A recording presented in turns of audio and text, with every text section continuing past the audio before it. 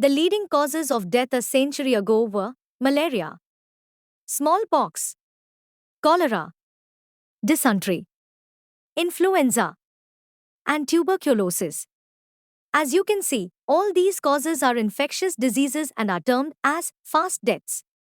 They are so called because normal and healthy people get them and then die within a few days or weeks. We have eradicated smallpox but not the other diseases. People still die of malaria, cholera, dysentery, influenza, and TB today. But their numbers have reduced greatly compared to a century ago. The deaths are more in the developing countries as compared to the developed countries. For example, there are 165 million cases of dysentery or loose motions in the world every year, which results in 1 million deaths. 99% of these deaths are in the developing countries. That's absolutely crazy. Because all it takes to stop dysentery is a tablet or two, which costs hardly anything. That's sobering to say the least, and a reflection of the great inequalities that exist in the world today. However, the leading causes of death today are heart disease, cancer, diabetes, stroke, Alzheimer's, Parkinson's, and other neurodegenerative diseases, fatty liver disease and other liver diseases, and kidney problems.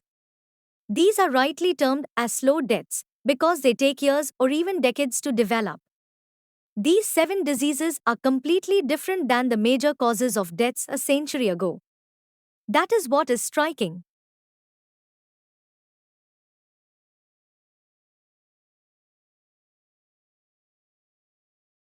We have been able to reduce the number of fast deaths drastically in the last 50 years of the 20th century due to 4 reasons. The first one is better hygiene. It is responsible in no small measure for reducing the number of fast deaths.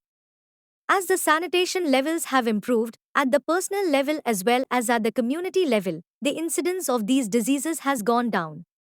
For example, very few people get cholera these days due to chlorination of water.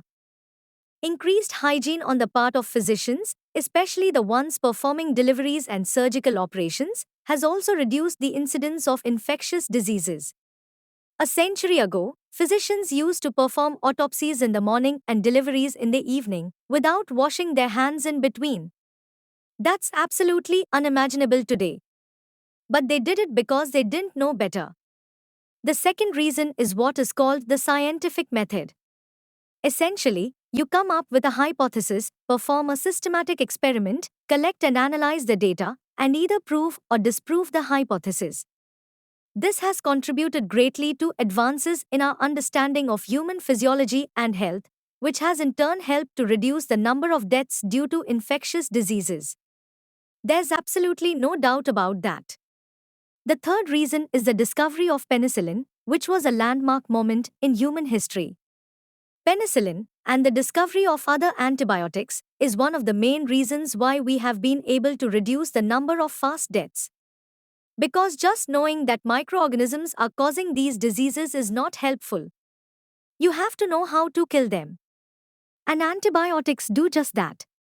However, a different problem has emerged now. Because doctors have overprescribed antibiotics over the last few decades, practically abused them, and because many people don't complete the full course of antibiotics, many resistant strains of bacteria have developed. That is why people are dying of multidrug-resistant TB these days. Also, ear infections that once used to get cured in 3 days now linger on even after 10 days sometimes. And last but not the least, the diagnostic equipment and tests have improved greatly. That is one of the reasons why we have been able to diagnose these diseases properly and quickly, which greatly improves the chances of curing them. As a result of these 4 factors, the number of fast deaths reduced drastically in the last 5 decades of the 20th century.